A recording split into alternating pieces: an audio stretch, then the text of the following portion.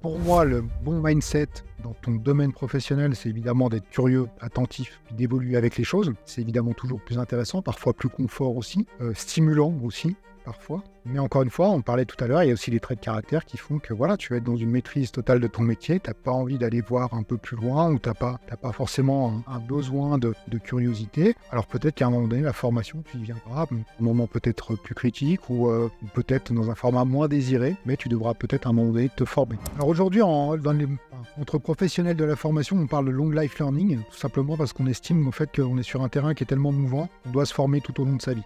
Penser que ChatGPT peut tout faire à ta place, comme ça en 3 clics, c'est un fantasme. Aujourd'hui, c'est pas du tout le cas. Dans cet épisode, nous interviewons Fred Dumonal, qui est membre du conseil de Créa et directeur de la formation continue, qui est aussi serial entrepreneur, qui a notamment créé l'événement Web3 Connect. On parle d'entrepreneuriat, d'éducation, d'intelligence artificielle et de blockchain. Bon déjà, salut Fred, merci d'être là. Merci d'être venu aujourd'hui. Je vais commencer par parler un petit peu d'un sujet qu'on a discuté pas mal en off avant, qui est l'intelligence artificielle. Et tu as dit, sur les plateaux de la RTS, il me semble, les profs vont devenir plus forts et plus performants avec l'intelligence artificielle. Et aujourd'hui, on a plus tendance à parler de l'inverse. On a l'impression que l'intelligence artificielle, ChatGPT, ça a plutôt ruiné l'éducation. Les gens ont super peur des enfants, comment ils vont évoluer avec ça. Qu'est-ce que tu en penses, toi, de manière générale? Comment ChatGPT peut aider les profs à mieux faire leur métier et peut-être aussi aider les élèves à mieux apprendre? En fait, ChatGPT, qui est vraiment un outil d'intelligence artificielle générative, permet de générer du contenu sous divers formats. Et ce qui est intéressant, c'est que quand tu enseignes, tu dois produire du contenu, et quand tu es étudiant, évalué, tu dois produire du contenu. Donc, je pars du principe que ChatGPT amène des forces égales des deux côtés. C'est le premier point. Le deuxième point, c'est que d'un point de vue évaluation, les profs, en fait, sont obligés de repenser leur système d'évaluation. Il va y avoir des travaux qui doivent être fournis par les étudiants, etc., qui peuvent être faits très facilement avec ChatGPT, de manière, pour certains, très qualitative, dont on sait s'en servir. Donc, ça t'oblige à repenser l'évaluation. Pourquoi pas donner plus de valeur éventuellement à l'oral, aux épreuves orales, pour pouvoir évaluer à un instant T une personne, sans qu'elle ait d'outils à disposition ou qu'elle soit connectée à quoi que ce soit. Et ça pousse en fait à repenser un système d'évaluation. Donc je ne pense pas que ce soit destructeur, parce que ça appartient aux deux parties en fait de s'en saisir, et à partir de là, d'évoluer ou de performer plus. D'un côté, pour les enseignants, je le répète, il est plus facile de faire certaines tâches qui peuvent être très chronophages, parfois pas les plus intéressantes, pour les professeurs comme pour les étudiants. Et à l'inverse, pour les étudiants aussi, ça peut permettre d'accélérer certains raisonnements, de synthétiser certains contenus qui sont parfois très, très complexes. Et tout ce petit monde, en fait, devient quelque part augmenté et dispose, en fait, de pouvoirs et de compétences qui soient, on va dire, plus performantes, plus avancées, en fait, pour produire des choses. Mais pardon, mais ça pour toi, c'est que si les deux l'utilisent. Tu vois ce que je veux dire? Parce que si tu as un côté qui l'utilise plus, enfin pas plus que l'autre, mais pas du tout pour dire et l'autre oui, là tu es en déséquilibre et du coup il y a tout système qui s'écroule, c'est peut-être un peu gros, mais du coup il y a un problème. Par contre, si les deux l'utilisent vraiment entre guillemets au même niveau, là tu peux passer à l'étape d'après, quoi. C'est à ce moment-là où tu auras un edge et puis tu peux commencer à pousser le truc. C'est exactement ça. Et moi, je pense, alors de manière parfois naïve ou idéaliste, ça dépend comment on se place, mais mon métier étant dans l'éducation, je pars du principe que tout le monde peut se saisir ou être accompagné dans le fait de se saisir de ces outils-là. Donc c'est sûr que la projection que j'en fais, elle est dans un monde où tout le monde a les mêmes outils à disposition et le même accès. Effectivement, tu as complètement raison. Si demain, il y a une partie du monde, qui on dit peut-être les étudiants ou les enseignants, qui n'a pas du tout accès à ces outils-là et qui ne sait pas en fait s'en servir, là, c'est catastrophique. Et les règles du jeu sont évidemment...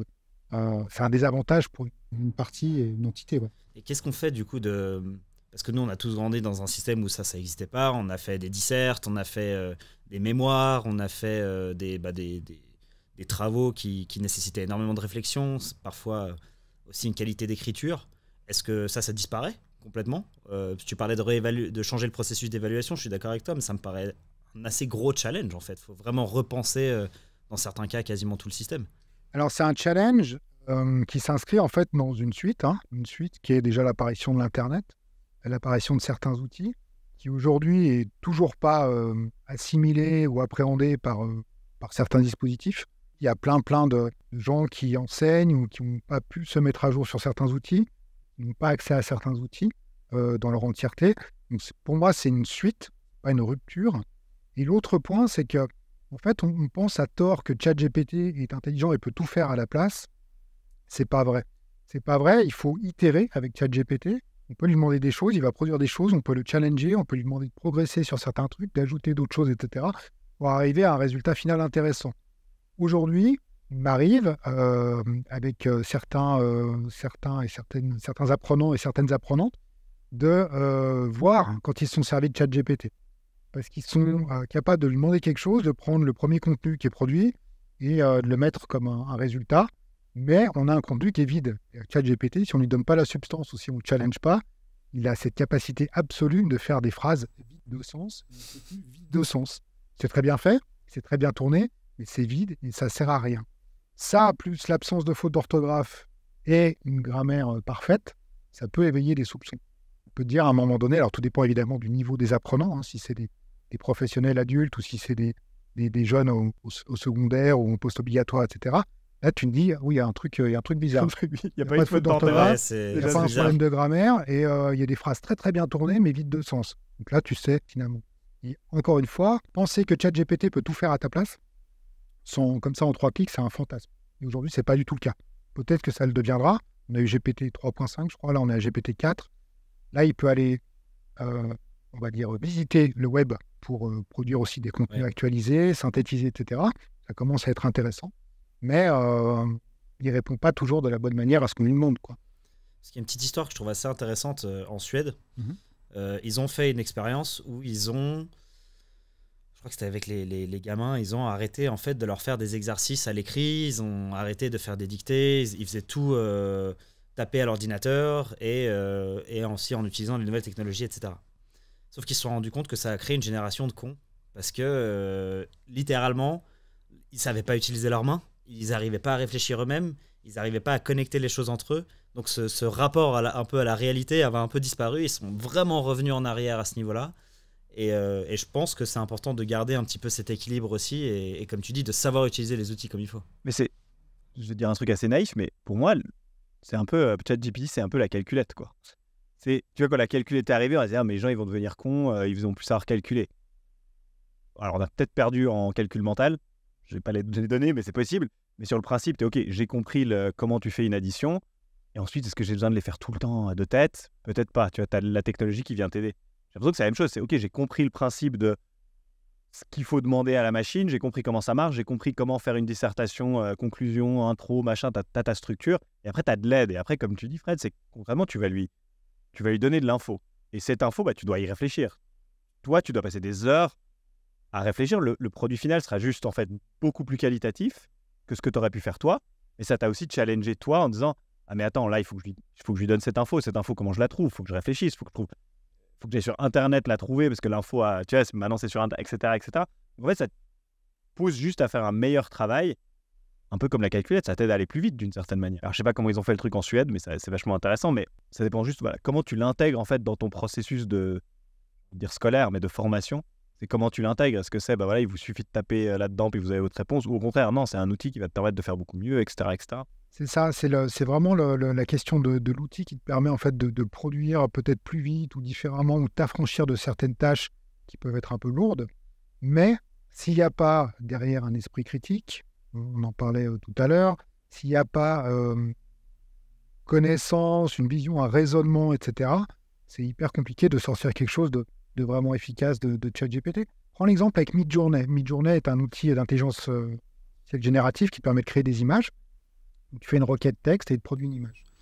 Si tu ne formules pas la bonne requête texte, il est capable de te faire des images qui sont absolument horribles, catastrophiques, pas jolies, qui ne correspondent pas forcément à ce que tu lui demandes, etc. Et c'est exactement le même problème. Et puis là, c'est encore plus flagrant parce que c'est l'image. Et à un moment donné, on a dit, ouais, Midjourney, c'est la fin des directeurs artistiques, des photographes, etc. Non. Enfin, si tu n'as pas, dans ta tête un esprit ou une vision, une image, quelque chose de l'ordre de la photographie, de l'esthétique des lignes, etc., tu ne vas pas faire un super truc avec Midjourney. Tu vas au mieux faire un truc un peu standard, mais si tu ne vas pas le challenger sur certains trucs de cadrage, de lumière, etc., si tu ne lui donnes pas les bonnes infos, tu auras quelque chose de lambda et pas très très beau, en fait. Et c'est ça qui est c'est ça qu'il faut comprendre. Aujourd'hui, tu discutes avec des photographes, t'en as qui vont dire bah, c'est la fin du monde, il y a mi-journée, et puis il y en a d'autres qui disent bah non, c'est génial, on a un outil qui nous permet d'imaginer n'importe quoi. Tu as des DA en agence de pub qui vont dire c'est génial, quand on fait des compètes, etc., on peut mettre des aperçus qui sont exceptionnels. Voilà, on n'a plus besoin de faire des refs approximatifs ou des choses comme ça. Donc l'outil, voilà, s'il y a derrière la matière, il y avait un intervenant qui disait s'il y a le jus de cerveau, c'est un peu ça, quoi. Si tu as vraiment un esprit critique derrière les bons inputs, etc., tu as des retours qui sont super. Mais tout seul en soi, en l'état actuel, ça ne dit pas, quoi. Non, Pas c'est quelque clair. chose qui est performant tout seul. Je trouve incroyable, moi, pour la génération d'idées. J'utilise beaucoup pour ça. Tu es un peu à court, tu es un peu assis devant ton ordi, tu as besoin d'idées pour certains trucs, tu formules un peu ta problématique. Et c'est vraiment comme un assistant qui t'aide. Et c'est un mindset, je pense, de l'utiliser comme ça. Ceux qui ont peur de ça et qui sont plutôt réfractaires, je pense que c'est un peu cette fermeture d'esprit. Ils ont un peu peur, ils sont trop confortables dans leur métier, dans ce qu'ils savent faire, plutôt que d'être ouverts et d'essayer d'avancer dans leur métier aussi. Ça, c'est la question de l'adoption. L'acceptation du changement, de l'innovation. C'est une des soft skills qui est demandée le plus aujourd'hui à futurs managers. C'est ce qu'on observe dans pas mal d'études RH. C'est cette acceptation du changement et cette capacité au changement. Savoir qu'on est sur un terrain qui est un peu mouvant et qu'à un moment donné, demain, il peut y avoir un nouvel outil que tu vas devoir utiliser qui va te permettre de faire de nouvelles choses. Ton métier va changer, etc. Et ça, c'est vraiment une compétence aujourd'hui qui est demandée aux futurs professionnels parce qu'on sait que notre vie va être faite de ça, en fait, d'innovation, de changement et des choses qui vont venir bouleverser un peu nos domaines. Ça, c'est vachement intéressant quand on pense aussi à cette nouvelle génération maintenant qui est à l'école, donc nos jeunes, la Gen Z, etc., qui maintenant grandissent. Bon, déjà avec les réseaux, on s'inquiétait un petit peu de ce que ça allait donner avec TikTok, mais maintenant on se dit, ok, bah, ils vont aussi grandir avec l'intelligence artificielle. Tu penses que ça va donner quoi d'avoir ces jeunes-là qui arrivent maintenant sur le marché du travail? Comment est-ce que ça va changer la manière de fonctionner des entreprises? Il y a un enjeu très, très important au niveau de l'éducation, qui est la question de l'esprit critique. C'est vraiment quelque chose qui est fondamental aujourd'hui. Tu citais des choses générationnelles. Je te prends des exemples. Aujourd'hui, tu as des jeunes adultes qui se servent de Google, mais qui ne savent pas forcément s'en servir. C'est-à-dire qu'ils vont poser une question littérale dans Google, ils vont prendre le premier résultat, puis ils vont dire ça, c'est la réponse, c'est la vérité. Parce que pas l'esprit critique, pas recroiser, pas de recroisement des sources, des datas, etc. Donc en fait, l'enjeu, c'est de donner les clés aux jeunes générations et aux professionnels, même aux moins jeunes, pour se forger un esprit critique et pour savoir se servir de ces outils-là. Aujourd'hui, un Fred Dumonal ou une entité X, etc., ne va pas pouvoir dire stop, on arrête la technologie, ça s'arrête là. Ça ne dépend pas de moi. Enfin voilà, les réseaux sociaux, l'explosion de TikTok, etc. A priori, personne ne peut l'arrêter. Et aujourd'hui, il n'y a pas de régulation à ce niveau-là. Il y a des lois qui sont là, mais il n'y a pas forcément de régulation. Très difficile aujourd'hui d'empêcher les jeunes d'aller sur TikTok ou d'en faire un usage, etc. En revanche, leur donner les clés pour en faire le bon usage, ça me paraît fondamental. Ça, c'est vraiment une priorité. C'est presque pour moi de l'ordre d'une forme je ne sais pas si on peut parler d'éducation civique ou en tout cas de choses qui te permettent d'apprendre à vivre ensemble, à vivre en société, à faire société, de donner en fait les clés et les outils pour utiliser ces outils-là. Malheureusement, quand il y a un usage, on va dire, mauvais ou malfaisant qu'en est fait, ça, c'est qu'à un moment donné, il y a eu un échec sur une forme d'apprentissage ou sur une prise de conscience de ces outils-là. Tu vois, on en parlait la dernière fois, c'était avec Vieb, je crois justement, on en parlait en disant, à l'école, on t'apprend plein de choses, ok, plein de choses intéressantes, mais il y a aussi des choses où tu te dis, mais c'est dommage qu'on me les jamais... Tu sais, on parlait de faire les impôts, tout ça, tu vois, d'avoir un espèce de cours où qui t'apprend à faire tes impôts, à comprendre comment fonctionnent les assurances, etc.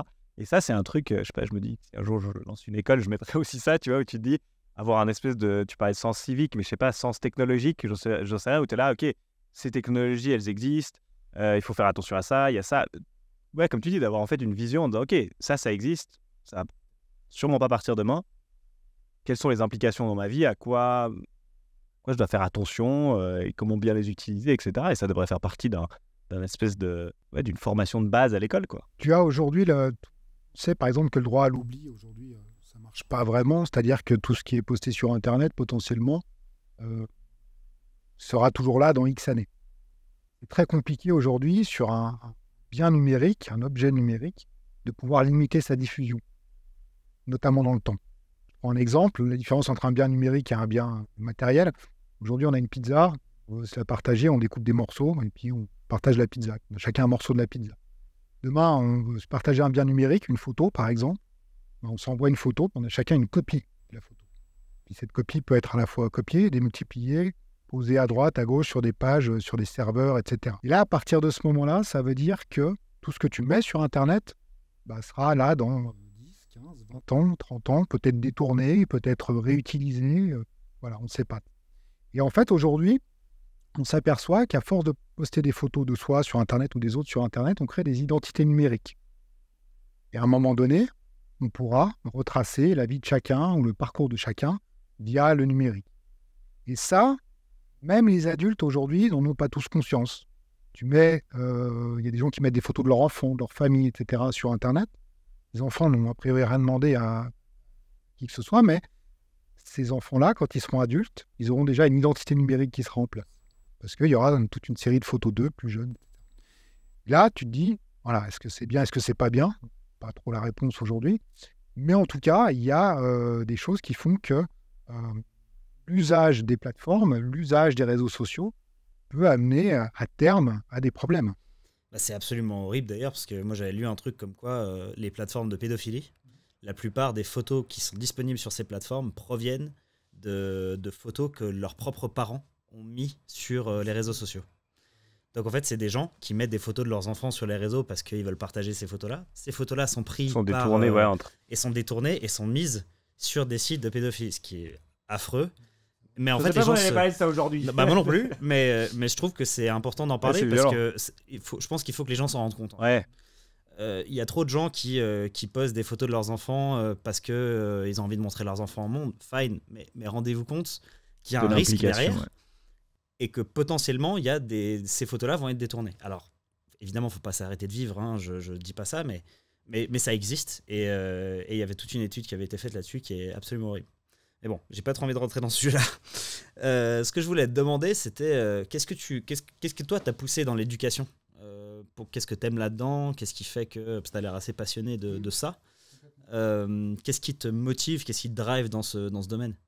Alors moi, je viens du monde professionnel à la base. J'ai travaillé il y a un peu plus de 20 ans pour le groupe Adidas Salomon, à l'époque où c'était la même entité, dans le domaine de la communication. Et puis, chemin faisant, j'ai travaillé après dans l'horlogerie, toujours dans le domaine de la communication. Et en fait, j'ai démarré une activité d'indépendant au début des années 2010 avec une structure qui s'appelait Les Intellos, où j'étais parti du principe qu'il y avait plein de plateformes qui se développaient, des réseaux sociaux notamment, Facebook. Tout le monde créait des pages là-dessus. Les entreprises aussi, des pages Facebook, comme on les appelait à l'époque. Et à un moment donné, quand il y avait des abonnés sur ces pages-là, etc., les entreprises disaient « mais qu'est-ce qu'on raconte ? Qu'est-ce qu'on dit ? Et moi, j'avais des compétences en termes de rédaction, de photographie et de vidéo. Et mon boulot, c'était de créer du contenu, de raconter des histoires. Ça, c'était quoi, 2009, fin 2009, début 2010. Donc, j'ai pris un bâton de pèlerin, je suis allé voir plein de boîtes en leur disant, voilà, vous avez des audiences, il faut créer du contenu, faire du brand content, à l'époque. Et ça l'est toujours. Et alors là, c'était pas évident parce que les gens comprenaient pas vraiment de quoi je parlais. C'est un peu dur. Aujourd'hui, j'ai l'impression qu'il n'y a pas tout le monde qui comprend. Donc voilà. C'est pour ça que je posais la question. Je me suis dit, si maintenant, déjà, des fois, tu rames un peu, tu te dis en 2009-2010. Donc c'était 2010. Et puis il y en a qui ont compris. On a fait des choses super sympas, vraiment cool. Et puis après, sur invitation de Phil Galland, qui travaille pour Créa, qui travaille déjà à l'époque pour Créa, en 2012, j'ai été invité à donner un cours de rédaction web optimisé pour le référencement. Je savais très bien faire ça et je le faisais. Je tenais des blogs pour des marques, je construisais du contenu optimisé pour le référencement. Ça faisait partie des stratégies de contenu. Et j'ai donné un cours là-dessus et j'ai adoré. Après, je pense que j'avais des prédispositions parce que j'avais une certaine patience et un certain goût pour la transmission. Je trouvais ça cool d'accompagner des gens, les emmener d'un point A à un point B en leur faisant développer des compétences, en les aidant à ça. Donc ça s'est bien passé, j'ai adoré, puis on a réitéré l'expérience. En 2014, j'ai commencé à travailler pour l'État de Genève aussi avec des jeunes anti-employés de commerce, avec qui je fais toujours de la pratique professionnelle commerciale. En très très résumé, on construit des sites WordPress et on anime des réseaux sociaux pour des associations ou des fondations. Ouais, sur du temps de pratique. Donc je ne suis pas enseignant, on fait de la pratique vraiment en atelier. et on développe plein de choses ensemble sur ces sujets-là. Et puis, j'ai continué en fait chez Créa depuis 2012 à intervenir dans différents programmes. Et en 2017, avec René Engelmann, le fondateur, et Rosella Weber, la directrice déléguée, on a décidé de créer un pôle formation continue. Il existait 2 formations continues à l'époque, donc dédiées aux professionnels. Puis là, on a créé un pôle. Et puis, il y a 3 collaborateurs qui m'ont rejoint sur ce projet-là. Et on a développé vraiment un pôle formation continue au sein de Créa, où il y a aujourd'hui un peu plus de 13 formations, avec des certificats, des brevets fédéraux, etc. Et puis voilà. Puis dans tout ce parcours, moi, je me suis formé à la pédagogie. J'ai fait l'école fédérale en formation professionnelle, qui n'est pas très loin d'ici, à Ronan, où je suis venu pendant 3 ans. Ouais, tu connais Je le connais bien, quartier. je connais le quartier. Et puis voilà, un brevet fédéral formateur pour adultes, un FSEA qui est un certificat qui est juste avant le brevet fédéral, puis des formations continues sur le sujet-là. Ça me passionne en fait de transmettre, de construire des formations, d'accompagner les gens, de les emmener, comme je disais, d'un point A à un point B. Et je prends beaucoup de plaisir à ça. La relation est différente avec des apprenants par rapport à, par exemple, à de la prestation de service.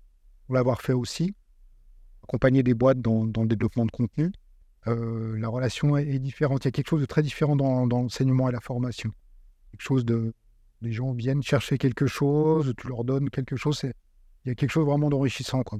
Puis après, il y a plein de rencontres qui se font, il y a plein de découvertes. Tu te tiens aussi à jour, toi. Donc ouais, non, c'est ce qui m'a guidé vers l'enseignement. Mais je pense qu'à la base, il y avait des prédispositions, une certaine patience et une certaine envie de transmettre. Ouais. Non, c'est dingue et je pense qu'on se retrouve les trois un peu là-dedans parce qu'Alex et moi, on a un peu enseigné aussi.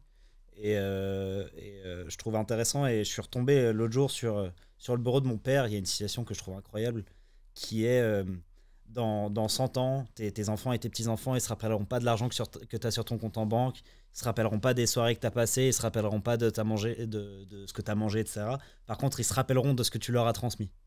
Et ça, je trouve ça tellement beau et c'est tellement vrai. Et je pense que nous, on se rejoint tous à ce niveau-là. La transmission, le fait que ça, les gens, ils vont s'en rappeler. On se rappelle tous d'un prof qu'on adorait quand on était à l'école parce qu'on aimait sa manière d'enseigner, de nous transmettre des choses. Donc, c'est beau. Je trouve ça hyper cool. Je te rejoins complètement. Ce métier prend du sens, en fait, à terme. C'est-à-dire que ce n'est pas sur l'immédiat que tu le vois. C'est le seul truc qui est un peu dommage, c'est que tu finis une année scolaire ou tu finis une formation avec des adultes, tu te dis au revoir, et puis voilà, ils te font un retour, ils sont satisfaits, il y a un truc qui s'est passé, mais tu ne peux pas mesurer tout de suite.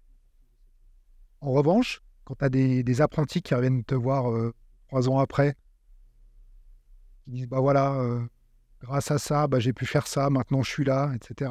Ou des adultes qui ont continué et qui disent bah voilà, là je suis là, on me voit des fois passer des trucs sur LinkedIn. Tu dis bon, là, ça a commencé il y a 3 ans, c'était à travers la formation, cool. C'est génial, je suis d'accord. Et voilà, un exemple, Thomas Baillot qui a monté en fait une marque de montres qui cartonne en ce moment. Comment ça se prononce la marque? Je sais pas. Ok, d'accord. Je sais pas. On lui fera un petit parce que moi j'en ai pas, je travaillais dans l'horlogerie aussi il y a quelques années, on va dire. Et je crois qu'on l'avait rencontré, on avait vu un peu, j'avais suivi ce qu'il faisait parce que je trouvais trop cool. Et j'ai jamais réussi à prononcer, il y a des 1, des B, des 0, je peux pas te prononcer le truc. Ouais. Et soit c'est trop cool que personne ne peut le prononcer et tout le monde se dit c'est la marque de Thomas, etc. Mais je sais pas quand, et du coup je me suis dit, je vais te demander, peut-être que toi tu sais, j'ai jamais su, mais... Et je pense qu'il y avait un lien avec Bayo sur les chiffres et les lettres, etc. Et tout.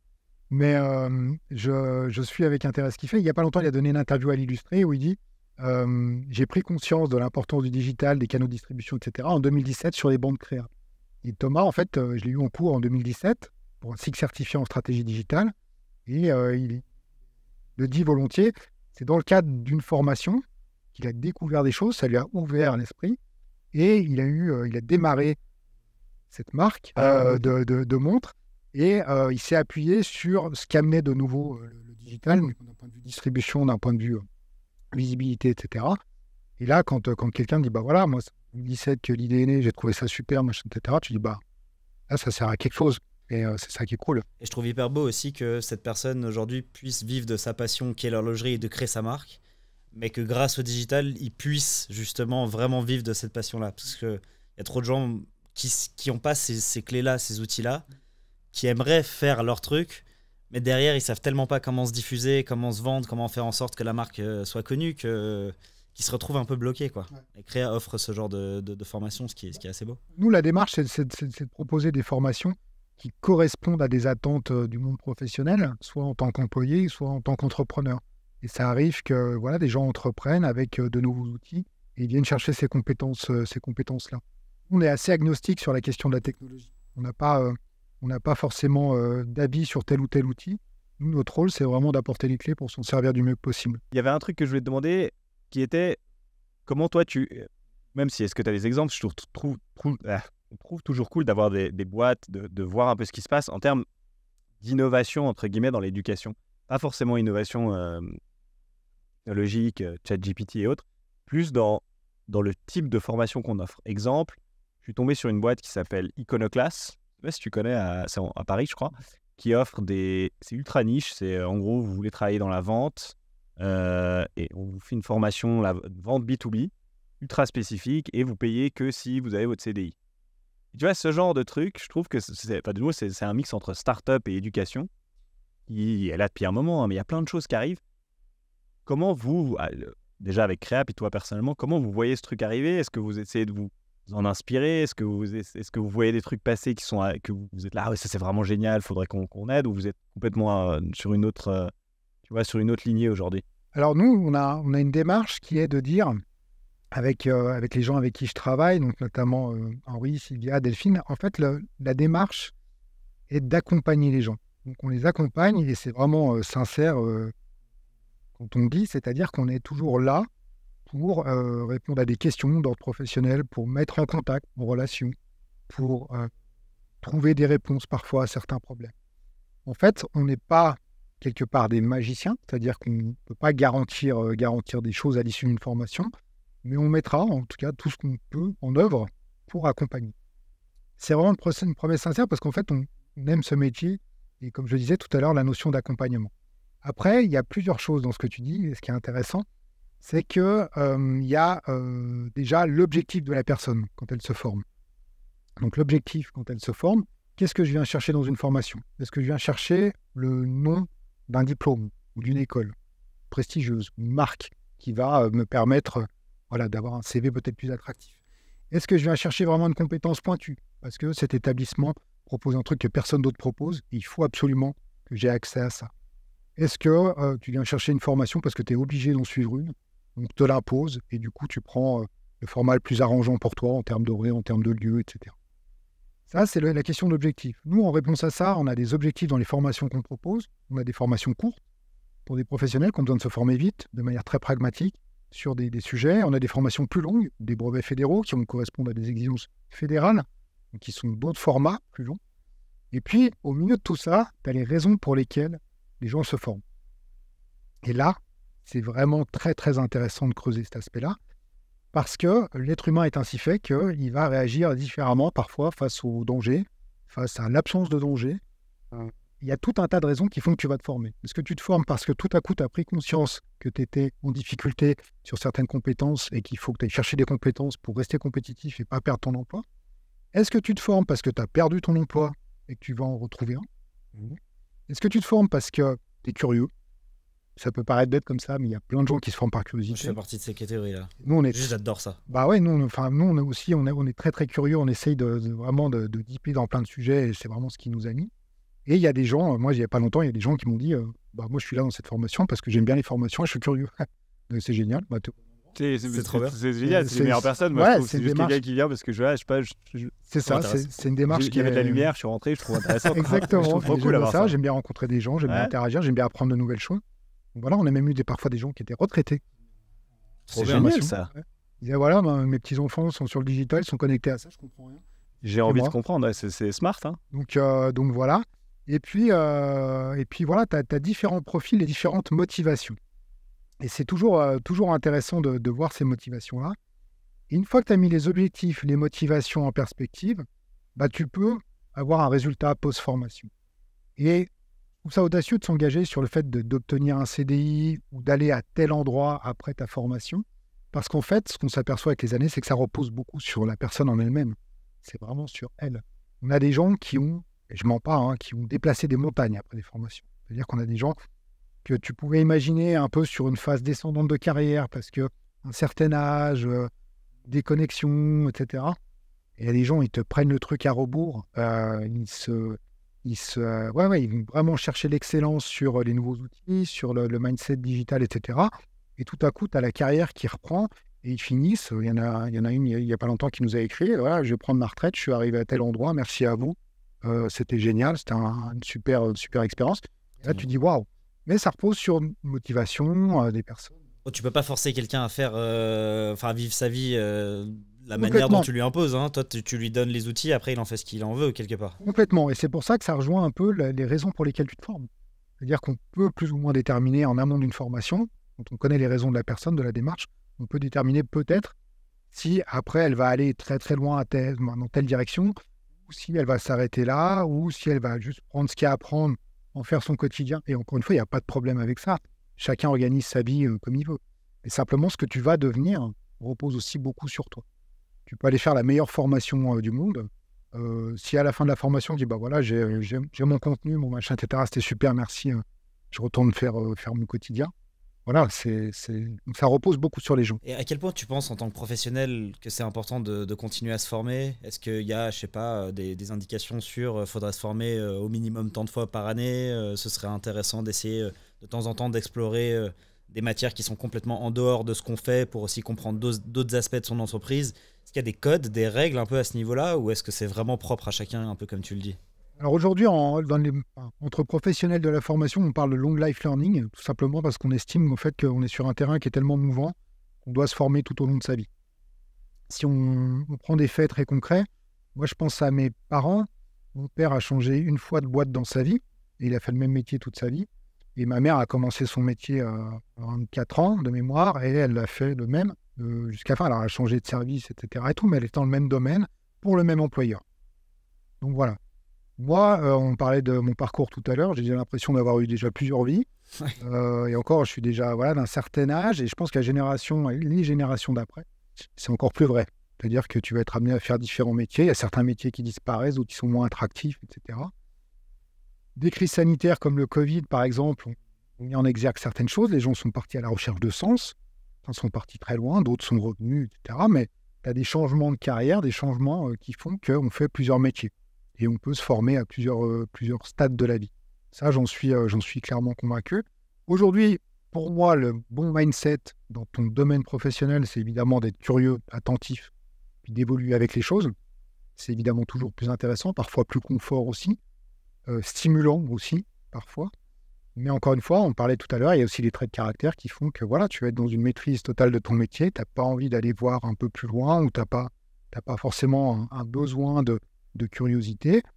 Alors peut-être qu'à un moment donné, la formation, tu y viendras, un moment peut-être plus critique, ou peut-être dans un format moins désiré, mais tu devras peut-être à un moment donné te former. Si on parle précisément, par exemple, du marketing digital, parce que c'est aussi le domaine d'une certaine manière, et c'est un domaine que tu connais plutôt bien, j'ai l'impression qu'il y a un peu cette, entre guillemets, honte de dire que tu connais pas, alors que c'est ton métier, tu vois. Il y a des choses où tu peux pas être bon partout, en fait. Et c'est ce qu'on disait aussi avant, c'est de dire, si tu es très bon dans certaines choses, il y a forcément d'autres domaines dans lesquels tu vas pas tout connaître et tu vas pas être au top.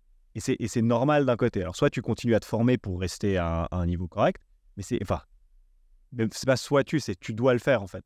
Tu dois continuer à te former, même dans le domaine dans lequel tu es bon, où tu es soi-disant un expert, tu dois continuer à le faire parce qu'en fait, ça va tellement vite, et on le dit toujours, marketing digital, ça va vite, etc. Mais en fait, je crois pas qu'on se rend compte à quel point ça va vite. Et même nous, des fois, on est un petit peu, tu vois, attends, c'est pas possible. Genre, il y a déjà ça. Tu vois, on parlait avant de l'AI pour faire les vidéos. Attends, il y a déjà ça. Attends, il y a déjà ça. Et en fait, j'ai l'impression que dans notre domaine, il y a peu de gens qui osent se former. Et la question, c'était, est-ce que chez Créa, vous voyez des gens du domaine? Est-ce qu'il y a beaucoup? Ou est-ce que c'est plutôt d'autres industries qui viennent justement un peu se tenir à jour parce qu'ils se rendent compte que, il faut juste continuer parce que c'est ton métier et qu'il faut être à jour, quoi. On a tous les profils qui viennent, on a des gens qui vont être dans la coordination de l'opérationnel, on a des C-level qui viennent. C'est assez variable. En fait, ce qui se passe, c'est que nous, on ne forme pas des techniciens, on forme des personnes qui vont être capables d'interagir avec des techniciens. Donc, tu vas faire peut-être 2 journées de SEO 2 journées de référencement dans une formation pour apprendre à ranker dans les résultats de Google et tout ça. Mais tu ne vas pas être un référenceur en 2 jours. En revanche, tu vas être capable de comprendre le fonctionnement et comment interagir avec un référenceur qui, lui, va te parler de ses contraintes, etc., qui va te présenter un plan d'attaque, une stratégie, et tu vas être à même de dire, bah non, bon, là, c'est pertinent, là, c'est pas pertinent, ou là, tu me racontes n'importe quoi. Donc, à partir de là, ce qu'on pense, quand tu es marketeur aujourd'hui, tu es dans le domaine du marketing de la communication, c'est pas d'être expert sur toutes les verticales, comme tu l'as dit, c'est impossible. En revanche, c'est d'avoir une vision stratégique, globale, de tous les leviers que tu peux activer dans du marketing digital. La SEO, si tu travailles dans les centrales nucléaires, tu vends des centrales nucléaires, j'aime bien cet exemple. Si tu vends... Je parle toujours des avions, mais c'est vachement mieux en fait, la centrale. Centrale nucléaire à acheter près de chez moi. Voilà. Centrale nucléaire d'Irmi. Dans Google, il y a peu de gens qui tapent centrale nucléaire pas cher, tu vois, dans Google. C'est normal, c'est parce que c'est pas... J'ai envie d'aller faire la recherche. J'ai envie d'aller voir. On le fera si vous voulez après, mais c'est évidemment pas un levier qui peut être capital dans ta stratégie. Sûr. Donc en fait, on essaye, nous, d'amener toutes les clés pour pouvoir appréhender les bons leviers et avoir une vision stratégique globale. Mais comme tu le disais, aujourd'hui, tu ne peux pas être expert en tout. Au début des années 2000, on parlait de webmaster, qui était capable de te faire un site internet, de l'inscrire dans l'annuaire Yahoo, etc., etc. Je parle d'un temps que les moins de 20 ans peuvent pas connaître, évidemment.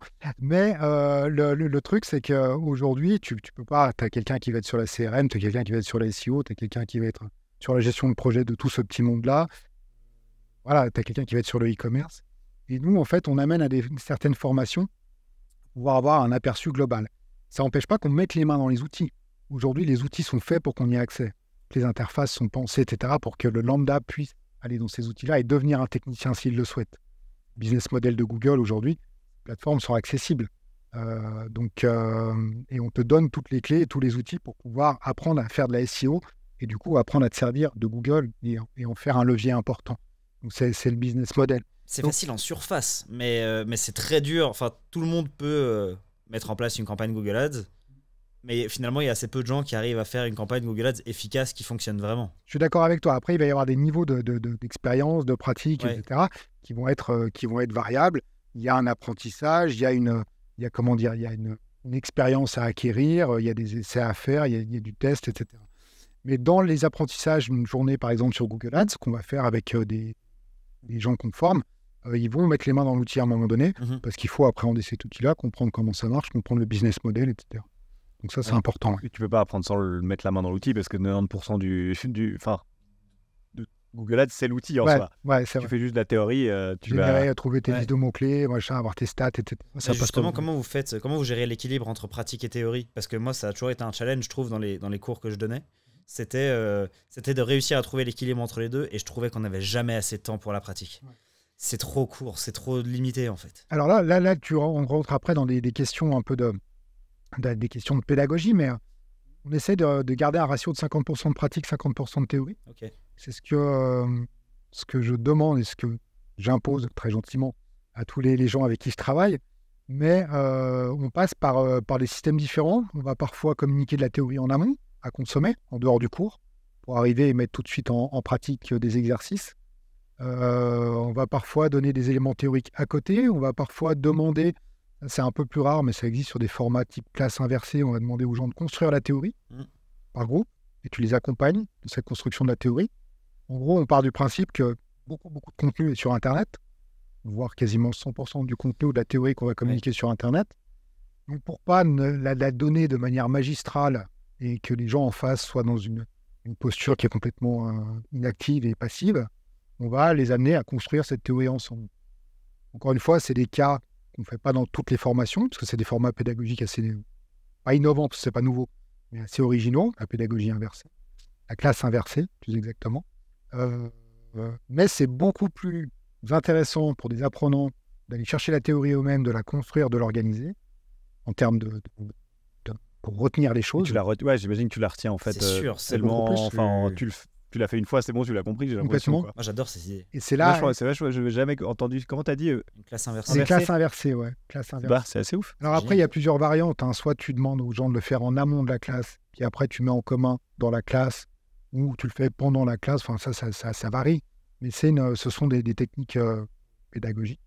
Et nous, on aime bien sur les professionnels, parce que les professionnels n'ont pas forcément de temps aussi. Il y a un investissement qui est important. Aujourd'hui, tu as un boulot, une vie de famille. tu vas mettre de l'argent et du temps pour te former, donc c'est pas rien.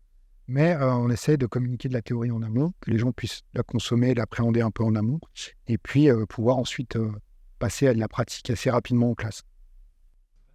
Non, je trouve ça génial. Pardon, je reviens juste sur un truc que tu disais avant, parce que c'est un sujet qui m'obsède depuis quelques temps. Et on a parlé plusieurs fois avec Max. Je sais pas si on est d'accord d'ailleurs, je sais pas trop. Je sais pas Je sais pas ce que tu vas dire. Donc, tu vas voir. non, mais tu parlais avant en disant les outils, par exemple, on prend Google Ads comme exemple, qui d'une certaine manière est construit pour que n'importe qui puisse aller dessus, lancer ses campagnes, etc. L'AI qui se met par-dessus, qui va potentiellement rendre le système encore plus simple, peut-être. Enfin, ça l'est déjà, mais tu vois, tu peux dire, bah voilà, mon site c'est ça, il comprend, il sort les mots-clés. Enfin, il y a de plus en plus de trucs qui vont être faits par l'AI. Moi, je me pose la question honnêtement aujourd'hui de à quoi va ressembler l'agence entre guillemets, du futur, mais futur se passe dans 5 ans, pour dire même assez terme d'une certaine manière. Déjà, toi, est-ce que tu penses que les agences seront toujours là? Et si oui, sous quelle forme? Toujours la même ou au contraire un peu différente? C'est quoi un peu ta vision par rapport à ce métier-là quand même? Parce qu'il y a beaucoup de gens qui viennent chez Créa pour ensuite potentiellement aller travailler dans les agences, s'ils sont étudiants, on va dire. Comment tu vois, comment vous les formez pour l'agence 2.0 du futur? Sur la question, alors ça m'interpelle sur beaucoup de choses, ta question, je vais essayer d'être complet. Je reviens en arrière, 2012, mon premier cours de rédaction web optimisé pour le référencement. 2 angoisses avant de donner ce cours. La première, est-ce que je vais être suffisamment au niveau? Est-ce que je vais donner assez aux étudiants? Et la deuxième, si je partage mon savoir-faire, je suis foutu.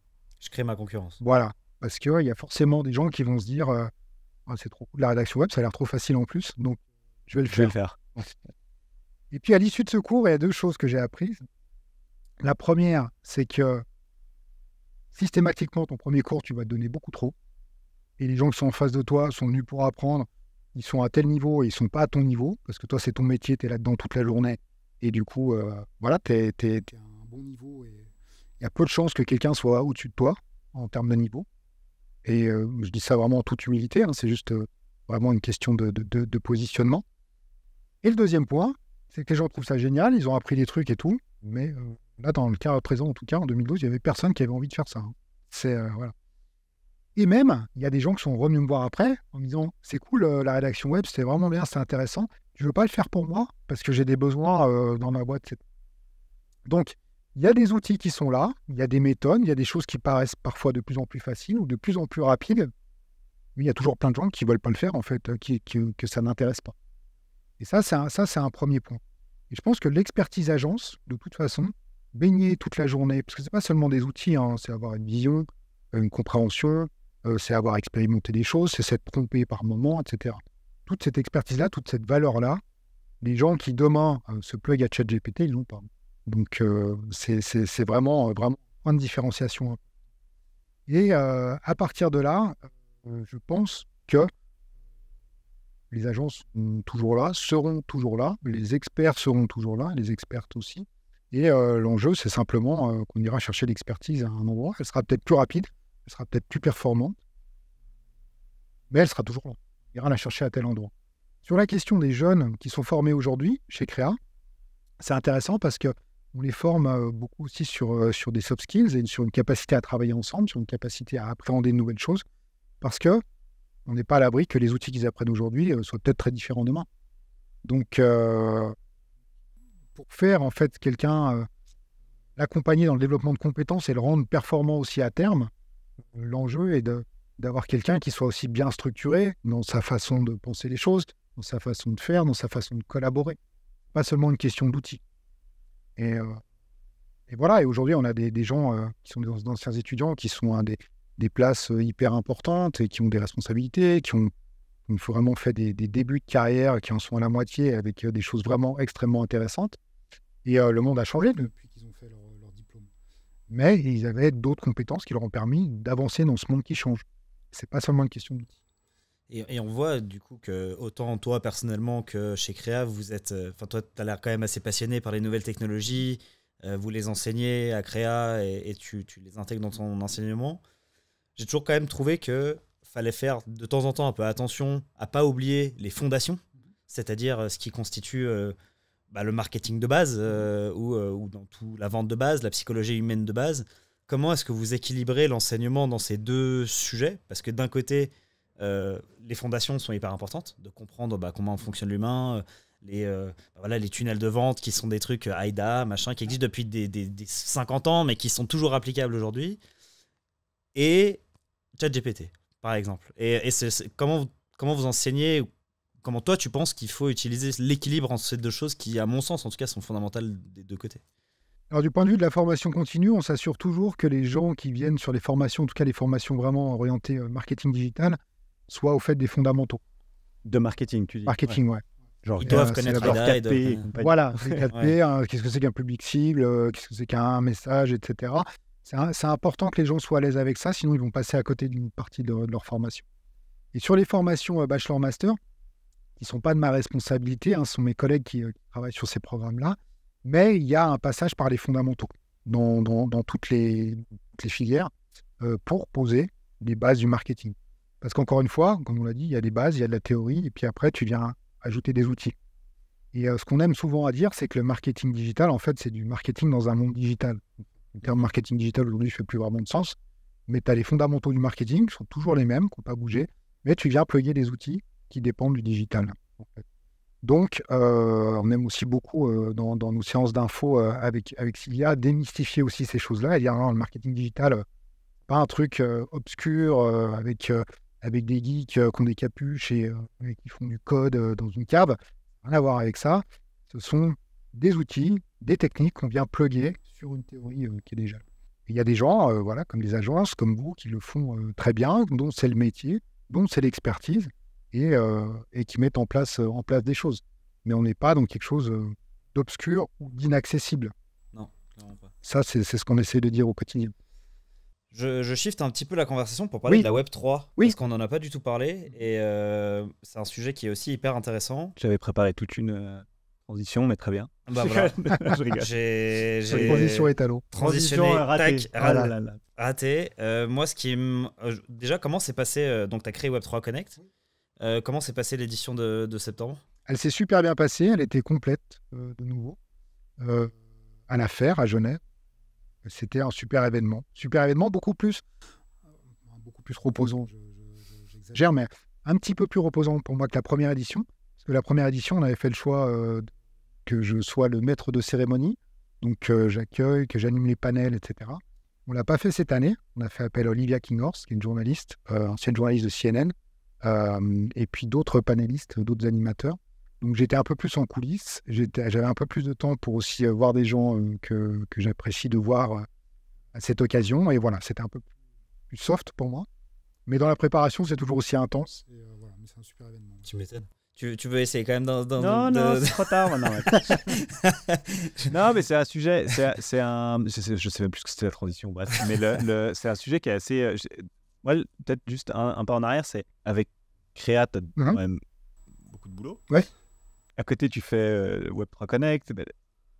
C'est quoi pas le secret, parce que ça fait un petit peu mystique, mais pour gérer le tout, est-ce que c'est les personnes autour de toi parce que tu t'entoures des bonnes personnes? Est-ce que c'est que tu as une technique de productivité de ouf? Est-ce que c'est parce que tu fais de la méditation et des douches froides le matin? C'est quoi le secret? C'est quoi le hack là-dedans? Fred, c'est quoi le secret? Alors la méditation, j'ai essayé, mais ça marche pas. Je suis pas un bon pour méditer.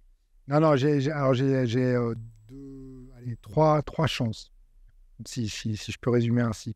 La première, c'est que je travaille dans un environnement qui est propice à l'innovation, à l'originalité. J'ai la chance d'avoir quasiment tout le temps les feux au vert des gens pour qui je travaille, à savoir René Engelmann et Rosella Weber, qui, quand je propose des trucs, sont toujours partants. Donc ça, c'est le premier point.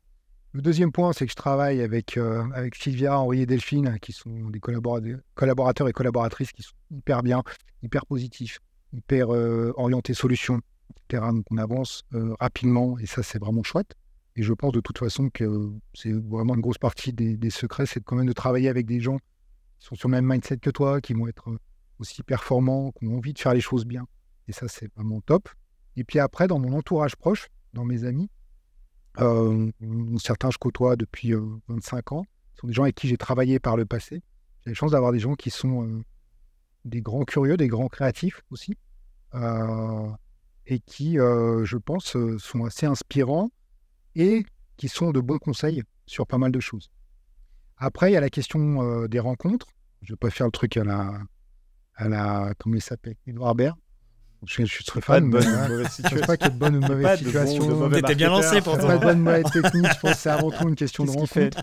Mais non, blague à part, le Web3, c'est le résultat d'une rencontre avec Vincent Pignon il y a déjà quelques années, qui est le fondateur de WeCan, qui est une start-up spécialisée dans la blockchain, avec qui j'ai créé des formations. Et qui est pareil, un mec qui est toujours partant pour essayer de faire des choses. Et puis Andrea Baldassa de Cité Gestion, qui est un établissement bancaire, et qui, lui, pareil, a lui une envie de faire des choses avec une direction qui le soutient.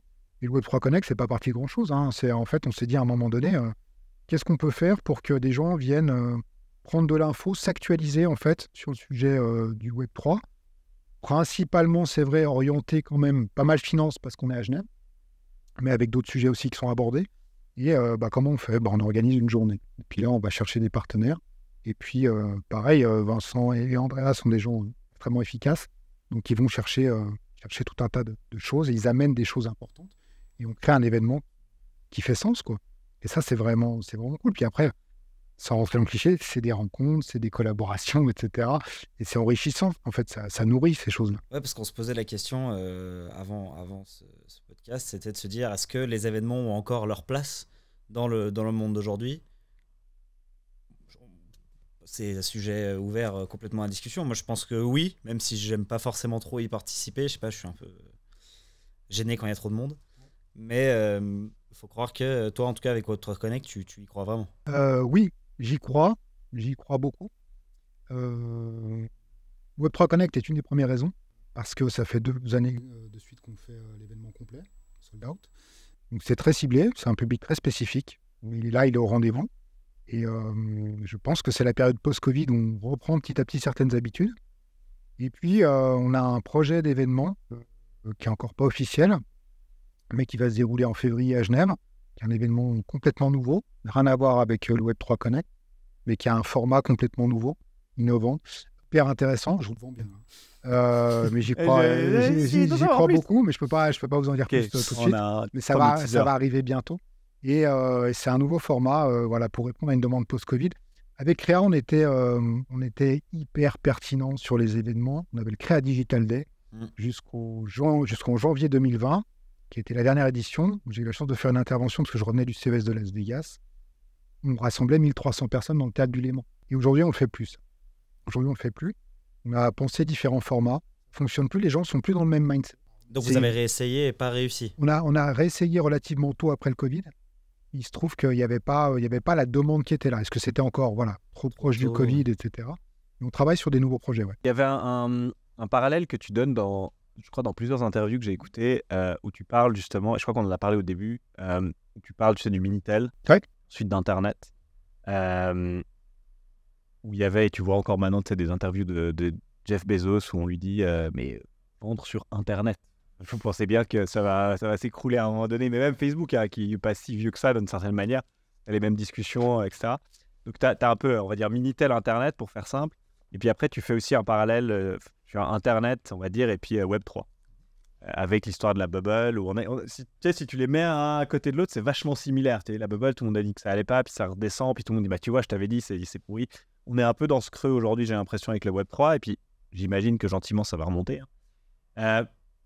Ça ressemble à quoi pour toi une adoption entre guillemets de masse du Web3 dans la vie, d'une certaine manière, tu vois, pour donner aux gens une espèce de vision dans la vie de tous les jours? En fait, c'est quoi l'application du Web3? Ça ressemble à quoi si demain tout le monde, entre guillemets, tout le monde est dedans? En fait, le Web3, c'est le web décentralisé. Donc ça veut dire qu'à un moment donné, ça fonctionne par une décentralisation et tu n'as plus d'intermédiaire au milieu qui va valider ou invalider les choses. C'est le principe même de fonctionnement des crypto-monnaies, de la finance décentralisée, de tout un tas de choses.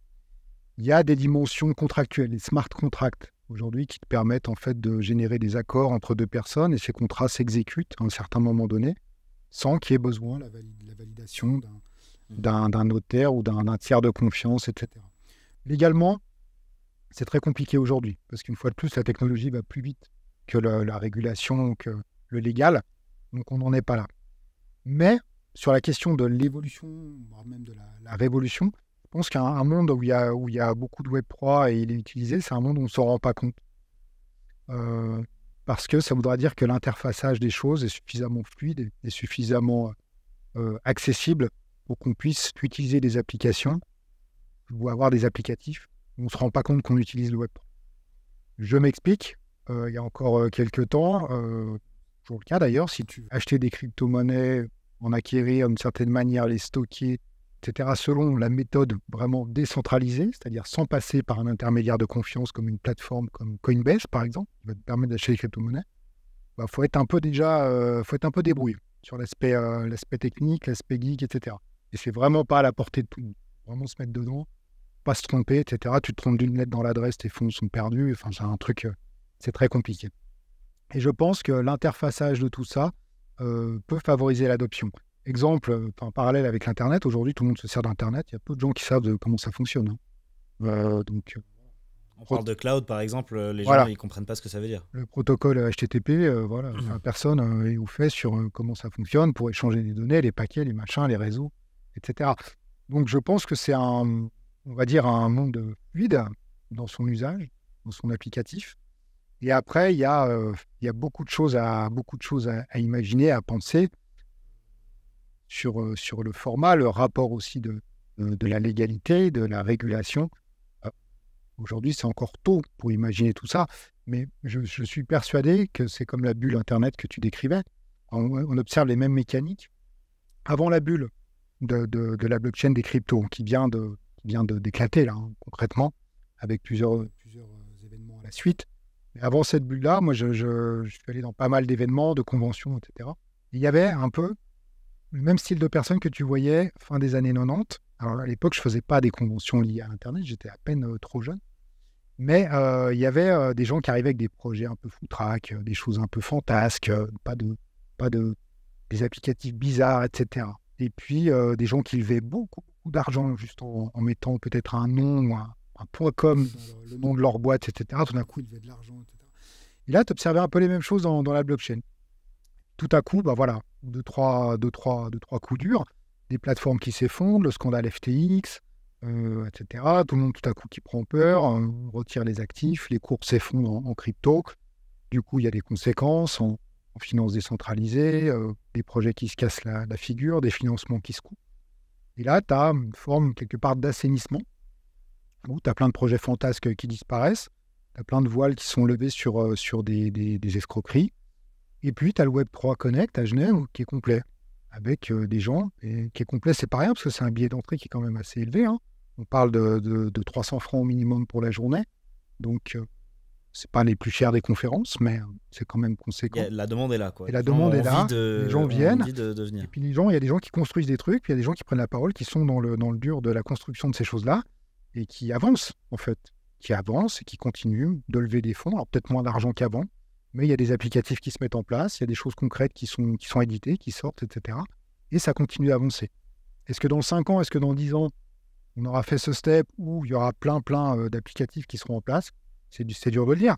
Mais en tout cas, aujourd'hui, ça reste pour moi aussi sérieux qu'il y a 5 ans, quand on a commencé à vraiment s'y intéresser pour de vrai. Moi, j'ai l'impression quand même qu'il y a un certain nombre de désavantages à la décentralisation aussi. On l'a vu d'ailleurs, justement, dans certains cas, et que j'imagine, perso, hein, je m'imagine pas un monde où tout est décentralisé. C'est pas possible, en fait. Non seulement c'est pas possible, mais c'est pas pratique. Donc, dans quel cas est-ce que c'est vraiment utile? Dans quel cas est-ce que, en fait, c'est mieux d'avoir de la centralisation? D'ailleurs, Coinbase, c'est assez drôle. C'est une centralisation construite sur une décentralisation. C'est particulier quand même. Parce qu'en fait, c'était tellement décentralisé, les gens savaient pas quoi faire. Ils se sont dit, nous, on va centraliser la décentralisation pour que les gens comprennent comment ça marche et qu'ils puissent l'utiliser. C'est un peu contradictoire. Du coup, quels sont les champs d'application où c'est vraiment utile et où est-ce que ça ne l'est pas forcément, ou est-ce qu'au contraire, c'est même peut-être dangereux? En fait, ce que tu exprimes là, c'est très juste. Il y a plusieurs courants de pensée en fait, qui se confrontent. Au début où j'ai commencé à évoluer dans le monde de la blockchain, à m'y intéresser, je me suis aperçu qu'il y avait deux catégories de personnes.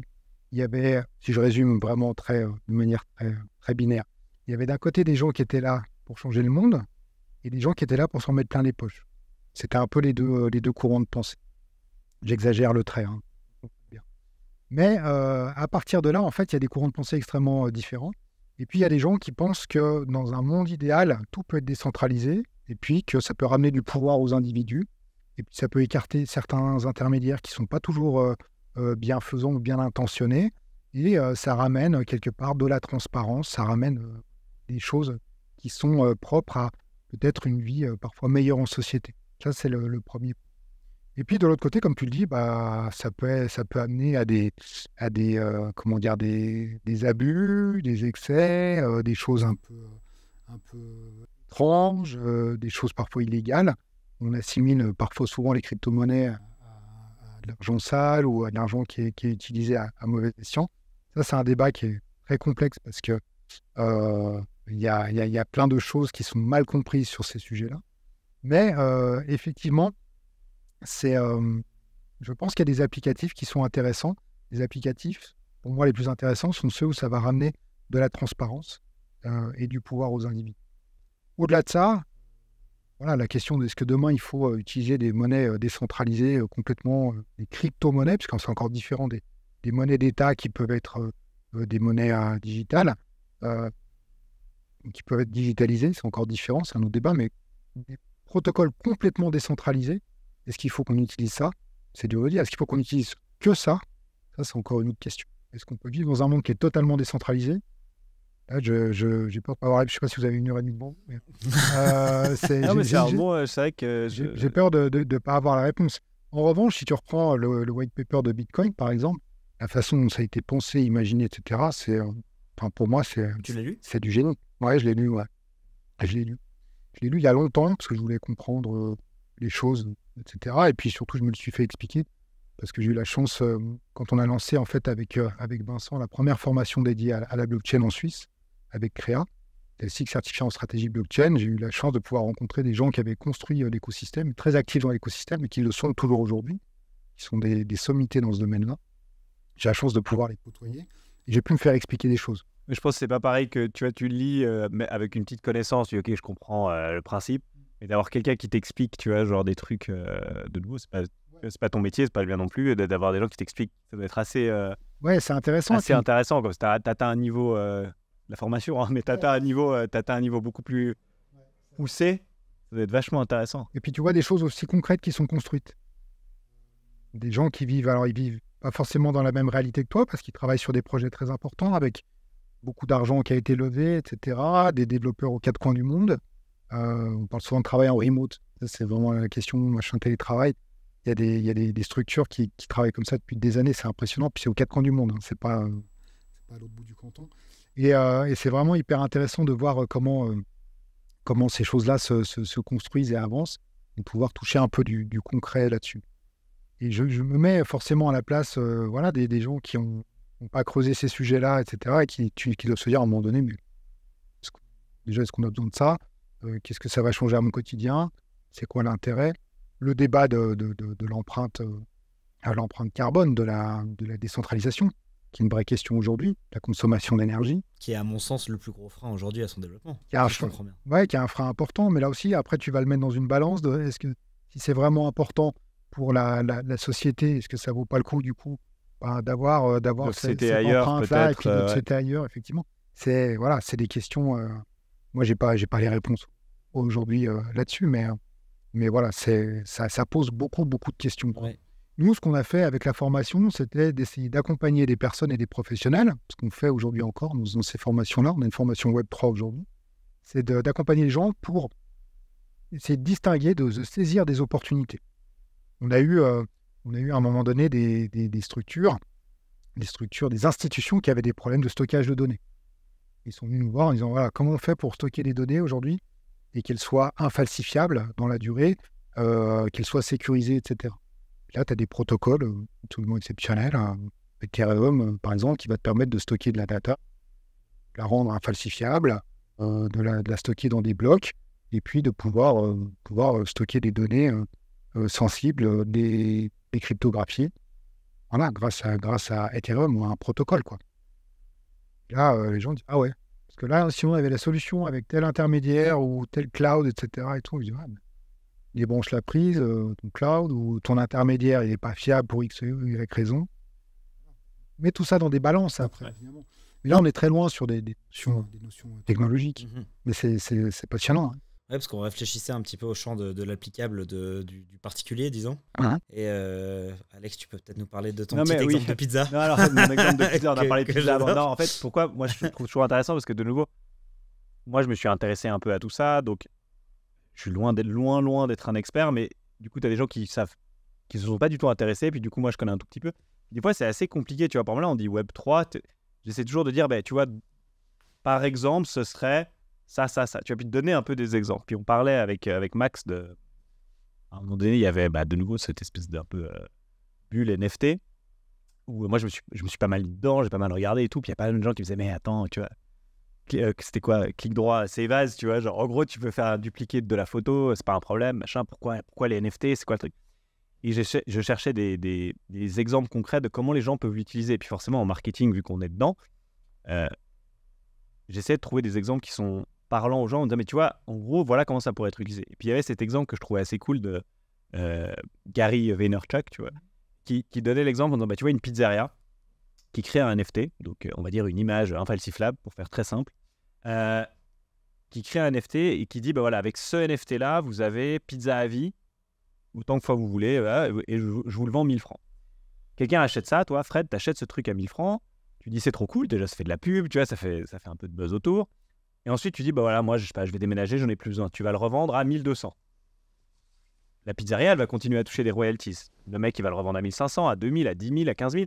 Pendant 10 ans, le truc, il va tourner. La pizzeria va continuer à faire de l'argent. C'est une source de revenus différente, c'est une manière de faire du marketing différente, etc., etc.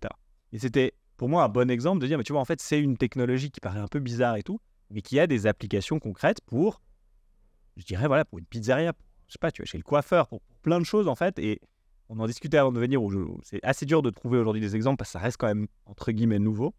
Mais c'est ça que je trouve vachement intéressant, c'est de pouvoir donner des exemples aux gens en disant, tu vois, ça pourrait être utilisé comme ça. Quand tu racontes ces trucs de pizza, les gens, ils sont là.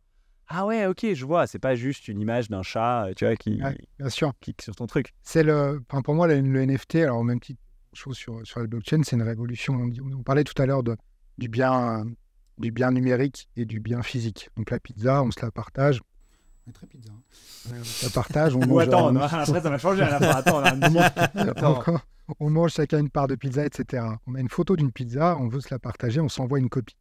Et c'est là où le NFT intervient, c'est-à-dire qu'on peut s'envoyer une copie de la photo, mais s'il y en a un qui a cette photo sous forme de NFT, ce NFT, il est traçable et on peut identifier le propriétaire. Et je peux dire, non les gars, vous avez une copie, c'est moi qui ai la photo originale. Et ça, c'est une révolution. Rendre un bien numérique unique, c'est une révolution. Ouais. Et alors évidemment, il y a eu des applicatifs avec des photos de chats, les dessins de singes, etc. Il y a une offre et une demande, donc il y a une spéculation, c'est certain. Mais en soi, la technologie derrière, que tu peux utiliser demain, je sais pas, pour des contrats, que tu peux utiliser pour des diplômes, des tickets de concert, enfin des tout, tu vois ce que je veux dire, etc. Cette traçabilité, cet objet qui est rendu unique avec un propriétaire, c'est génial.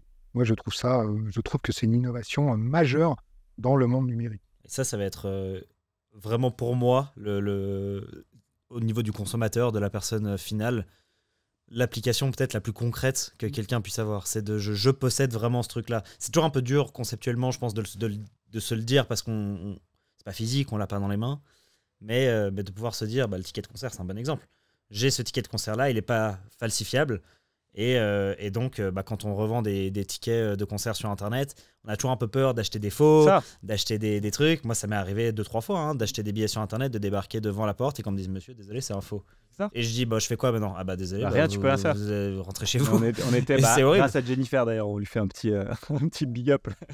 On a été au match de hockey, finale de Genève. Il y a le nombre de personnes qui étaient là, mais attends, moi j'ai acheté ce truc, je suis pas sûr, je sais pas et tout. Fini. Je veux dire, tu as aujourd'hui d'applications concrètes en disant, mais ça n'existe plus, quoi. Si tu pas. Et c'est tellement cool. Le seul enjeu de ça, c'est l'UX, l'user interface. Il faut que ce soit adapté pour que la personne, tu vois, comme on disait à Bitcoin, tu veux acheter tes Bitcoins, tu vas sur Coinbase, c'est facile.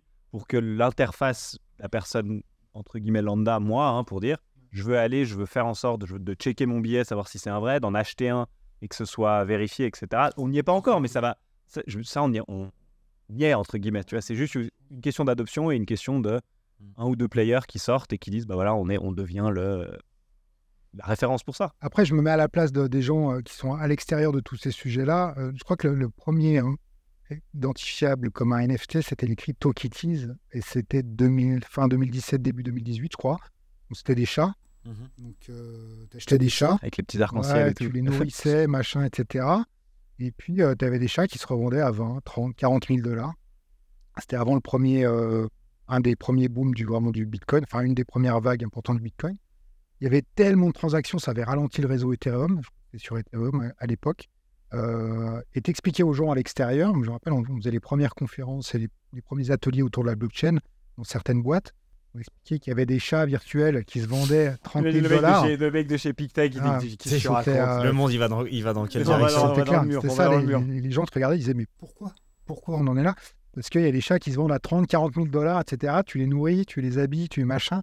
Les gens disaient, mais. Tu pourrais dire la même chose pour des tableaux. Hein. Ouais. C'est pareil. C'est Moi, j'ai toujours trouvé ça assez comparable au final. Et après, il y a la question vraiment du rapport au numérique qui fait qu'aujourd'hui, tu as des gens qui vont être à fond dans l'art numérique et des choses qui vont être intangibles, qui vont être digitales. Et voilà, il y a des gens qui vont dire, mais attends, un tableau de Caravage, jamais un truc numérique arrivera à la cheville de Caravage. Mais bon, ça, c'est des gros et des couleurs. On verra sur le sujet à interprétation. On verra. Ouais. Honnêtement, on a parlé beaucoup de pizza, mais parlons un peu de burger. Le sujet ultime. Parce que tu as quand même Burger Maker sur ton LinkedIn. C'est vrai. Et donc, Fred, comment est-ce qu'on fait le meilleur burger? Ah, le meilleur burger. Alors, il faut que je donne un peu de contexte quand même, parce que là, si on l'aborde comme ça, j'ai une véritable passion pour la Californie. Okay. Donc, je suis un gros fan de Los Angeles. C'est intéressant. Donc, Los Angeles, j'ai eu la chance de découvrir Los Angeles il y a un peu plus de 10 ans avec mon meilleur pote, qui connaissait déjà cette ville et qui m'a fait découvrir cette ville. Quand tu découvres Los Angeles la première fois, il y a deux situations. Soit tu détestes, ça trop gros, insipide et assez artificiel. Soit tu adores parce que tu es avec quelqu'un peut-être qui connaît et qui va pouvoir te permettre d'appréhender la vie. Et moi, j'ai adoré Los Angeles. Et je suis allé beaucoup de fois aux États-Unis, en Californie, et plus précisément à Los Angeles. J'ai eu la chance de découvrir les États-Unis, Los Angeles. J'ai eu la chance de faire découvrir aussi, parce qu'on parlait tout à l'heure de transmission et tout, mais c'était aussi un vrai kiff de pouvoir emmener des gens là-bas et de leur faire découvrir ce que j'appréciais. Et la Californie est quand même bien branchée burger, on va pas se mentir là-dessus. Et il y a une quête, durant toutes ces années-là, une quête du goût de là-bas. Le meilleur burger. Ouais, mais de reproduire, en étant ici, ce burger, notamment celui de In-N-Out, qui est une chaîne que j'apprécie tout particulièrement, mais de trouver ce goût américain. Parce qu'en fait, il y a un truc qui est assez intéressant dans le fait de faire des burgers en Europe, en Suisse ou en France particulièrement, c'est de vouloir le mettre à la sauce française. Faut mettre de la raclette, Suisse, quoi. Mettre de la raclette, ou mettre le petit du rebloche, truc, ou le machin, ou des trucs, tu vois. Et ça, je suis pas d'accord. Là, je mets le holà. Là, c'est le veto. Et non, en fait, on a passé... Si on t'invite à déjeuner une fois ou à dîner ou qu'on fait un burger, il faudra qu'on fasse gaffe. Alors, je me contente de tous les burgers, je suis pas difficile. Mais en fait, il y a eu une quête avec des amis pendant des années pour trouver ce juste goût du burger vraiment américain. Et on est arrivé... Alors, ça passe par des produits. C'est pas le burger le plus healthy du monde. On va pas mais ça, c'est pas lui. se mentir. C'est le McDo. Mais, c'est les bons buns, la bonne viande, la bonne préparation, etc. Et il y a eu en fait un mindset, on s'est dit avec des amis, chercher ça. Je pense qu'on l'a atteint, c'est pour ça que je me permets de mettre Burger Maker dans ma bio LinkedIn. Et j'ai la chance de pouvoir le faire. Et mes amis ont la chance aussi de pouvoir le goûter régulièrement. Mais quand est-ce qu'on va pouvoir le goûter? T'as pas une page où tu dis 1 franc, tu donnes une non-profit. Je veux goûter ce burger. Et t'as le droit de télécharger la recette. Moi, je payerais honnêtement. J'ai partagé ça avec quelques personnes dans un cercle plus large qui sont... Maintenant, ils en ont fait un NFT et ils le vendent. Ils sont venus manger à la maison et ils en parlent encore aujourd'hui. Nous. Bon, on se Là, réjouit de leur vie. Mais non, on pourrait s'organiser Soirée effectivement burger. une bouffe à la maison. Alors, du et je coup, vous fais volontiers ce burger-là. Avec Non, grand c'est plaisir. très gentil. Tu vas te mettre plein de gens à dos, mais je suis obligé de te poser la question. Le plus proche que tu aies trouvé ici, c'est où? C'est dur, c'est hyper dur. En fait, pour être franc avec vous, on est dans une logique de ce qu'on a découvert il y a quelques années aux US, qui est plutôt du smash burger. Oui. Donc, ça permet déjà de mettre toute une partie d'un côté. Donc, c'est smash, donc vraiment une viande qui va être écrasée. J'en reviens pas qu'on parle de ça. Mais qui On est va passé être, quand même qui- de. Voilà. qui va être grillotée. On va essayer de viser une plaque à 180 degrés pour... Ah, c'est une Ah, science. vous avez quoi. geeké à fond, j'adore. Ah, mais c'est geek à un point Et qui genre, n'imagine vous même aviez pas. vos petites carnets de notes et tout. La dernière fois, on l'a J'imagine fait à même pas. 175. Mais il y a un mindset, j'adore. mais la course aux bons buns, moi j'ai contacté des marques américaines de buns qui ne voulaient pas me livrer. Ils disaient, vous êtes un professionnel, vous êtes un pro, nous on n'est pas distribué dans Non, mais votre, je veux juste un dans votre échantillon. pays, etc. Non, mais c'était ça. Gratos. Ah non, désolé, on ne distribue pas en Europe. Si vous n'êtes pas un pro, s'il n'y a pas une commande minimum de temps, on ne peut pas travailler avec vous. Oh, j'adore. Je dis, mais non, mais oui, moi juste un petit paquet, soyez sympa. En fait, J'ai envie d'inviter mes potes. quoi. depuis le Covid, mon grand drame, c'est que depuis le Covid, j'ai pas eu l'occasion de retourner à Los Angeles. La dernière fois, c'était juste avant le Covid. Janvier. Du coup, tu reviens avec des valises Ouais, entières de. c'était Los Angeles, de Las ketchup. Vegas. Et je suis reparti avec plein de souvenirs dans la tête, mais pas de produits. Et aujourd'hui, voilà, j'essaie de m'arranger à droite à gauche pour trouver des bons produits. Mais c'est une science et on a geeké vraiment un an. J'adore ça. Il y a vraiment Incroyable. un kiff de ça. Et puis il y a le kiff de faire plaisir aux gens aussi. Et voilà, d'avoir des gens qui viennent manger chez toi et dire c'est cool, machin, etc. La dernière So good, fois, machin, etc. j'adore. La dernière fois, il était un peu plus piquant, mais. Ouais, tout, puis ouais. Ouais, et puis ce ça truc devient de- ça devient ton. tu vas ton chercher le go-to, truc et toi, tu veux quoi comme sauce et tout. En fait, ouais, jusqu'au bout du truc, hein, je vous raconte tout. Mais c'est parti aussi d'un point de départ de reproduire la sauce du Big Mac. Ah oui, j'ai vu plusieurs. Il y a pas mal de Ouais. gens Il y, qui ont il y avait tenté. Il y un a peu une vidéo, un il y a un challenge chef. Ouais. Il y a un autour de chef ça, hein. vachement connu qui l'a fait, non Ouais. YouTube. Et ben tout ce dont je vous parle, c'était avant tous ces jours-là. ok Ok. Oh là C'était là avant, là ok là. Le précurseur. Non, mais blague à part, c'était il y a quelques années où, mais vraiment, ouais, pour rigoler, je dis, ben, la sauce Big Mac, c'est vachement bon, etc. Et je tape recette sauce Big Mac. Et là, je m'aperçois qu'il y a un mec qui dit dans un forum que McDo a donné la recette de la sauce Big Mac, librement et publiquement. Et là, je me dis, waouh, c'est quand même étrange. Et je creuse un peu et je tombe à la fois sur des gens qui avaient repris apparemment un contenu que McDo avait communiqué et un mec qui avait mis au point la sauce le plus proche possible, etc. Donc, j'ai aucun mérite à avoir fait la sauce Big Mac, mais paradoxalement, j'ai commencé à faire des burgers à mes potes là-dessus, à faire goûter la sauce Big Mac, et les mecs disaient, putain, c'est dingue, c'est la C'est sauce autre Big Mac. C'est vrai. Ils disaient, ouais, incroyable. J'essaye quand même une fois. j'ai creusé quand même, machin, etc. et tout. Et en fait, non, j'avais fait 3 clics, j'avais trouvé la recette en ligne. Ouais. Mais il y avait ce truc de. Puis après, je sais pas, c'est parti effectivement Ouais, sur un après, challenge, un tu truc, vas machin. plus. Rabbit hole, tu sais, genre. C'est ça. Ouais, exact. Tu Mais il y a commences un un vrai truc, un vrai kiff de jouer avec ces éléments-là. Ouais. Bon, vu le nombre de restos, de burgers et de choses qui existent, forcément, c'est un plat que les gens aiment bien, quoi. Et c'est relativement facile à faire. Ouais. Et ce que je trouvais hyper cool dans ce plat-là, c'est qu'il y a tellement de variantes, de vrai. variations, c'est tellement différent d'une méthodologie à l'autre, C'est vrai. selon la viande que tu utilises, le fromage que tu utilises, les ingrédients, et tout le monde a son burger favori. Et sa manière de faire. Ouais, C'est assez c'est exactement ça. C'est exactement ça. Il y a vraiment des passions. Alors, pour conclure, dernière question. C'est la tradition. C'est la tradition. En vrai, il y en a deux, mais je vais essayer de les résumer en une, comme ça tu peux répondre en 2 temps peut-être. Qu'est-ce que tu conseillerais à quelqu'un qui aujourd'hui aimerait se lancer dans l'entrepreneuriat? Et la deuxième partie de la question, c'est qu'est-ce qu'on devrait faire selon toi pour avoir une belle vie? Waouh! On finit léger. On finit léger. On Après finit les burgers, Après on les parle de... burgers, un petit burger. Alors, sur la question d'entrepreneuriat, alors je pense que il y a plusieurs choses, mais la première, c'est de se trouver un mentor. Trouver un mentor et de trouver quelqu'un qui a expérimenté les choses. Je pense que le fait de partager de l'expérience a énormément de valeur. Pouvoir échanger avec quelqu'un qui est passé par des phases que tu veux explorer, c'est priceless pour moi. Donc, c'est vraiment important. J'ai la chance d'avoir autour de moi des gens qui ont entrepris des choses. C'est toujours hyper intéressant, enrichissant de discuter avec eux. Et c'est, je pense, vraiment un axe important. Ça, et puis tester. Tester et challenger. C'est-à-dire parler de ton idée. Ou sortir de ce truc de on va me voler l'idée, etc. et tout. Ça, j'y crois pas une seconde. Mais tester et bootstrapper. Alors, c'est un terme un peu barbare, mais je connais des gens qui ont monté des entreprises avec des outils, en faisant, en pluguant, en essayant d'aller au plus concret des choses, en essayant de répondre à des problèmes avec des outils et des dispositifs simples. Et je pense qu'il faut bootstrapper, expérimenter, challenger auprès d'une certaine cible et échanger avec des mentors. Et être en acceptation de la critique. Parce que des fois, tu es chez toi, tu penses que tu as la meilleure idée du monde, tu parles avec 3 personnes, tu aperçois que c'est l'idée la plus claquée au sol qui existe. Donc voilà. Donc l'ouverture d'esprit aussi, accepter que... Ça, c'est important d'accepter la critique et d'être aussi à même de changer les choses. Parce que tu peux t'entêter, ça peut marcher. Ça peut en fait être un échec sur le long terme, mais c'est, je pense, les échecs les plus destructeurs. Absolument. Donc voilà, et sur la question de... Reformule juste la question. L'autre question qui est encore plus facile, c'est qu'est-ce qu'on doit faire pour avoir une belle vie? J'avais bien compris.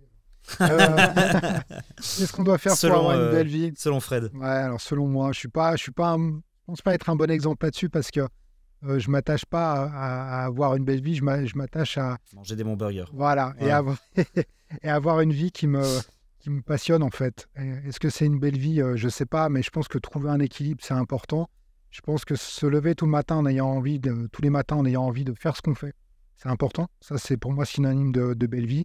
Mais après, voilà, chacun voit midi à sa porte. Il y a des gens qui vont me dire la belle vie, c'est de pouvoir rien faire. Moi, la belle vie, c'est de pouvoir justement ne pas avoir à ne rien faire, et de pouvoir toujours faire des choses, expérimenter. Et puis voilà. Et puis ça rejoint la question du projet de vie, une question très floue pour moi aujourd'hui. J'ai pas de projet de vie clair. J'avance en faisant des choses et au gré des rencontres, des expériences, les choses se construisent. Mais je ne crois pas avoir un projet de vie. Donc les passions, les rencontres, c'est comme ça que tu résumes en tout cas ta belle vie à toi et qui te permet d'être la personne que tu es aujourd'hui. Pouvoir faire ce que tu aimes au quotidien et pouvoir rencontrer des gens qui t'inspirent, qui te permettent d'apprendre et qui te permettent aussi de découvrir des choses, quoi. C'est beau. Merci beaucoup Fred pour aujourd'hui. C'était génial de t'avoir avec nous. Merci à vous. Hyper intéressant, inspirant. Je pense que ça va plaire à beaucoup de monde et on attend l'invitation pour les burgers. Avec plaisir. Merci. À tout bientôt. Merci beaucoup.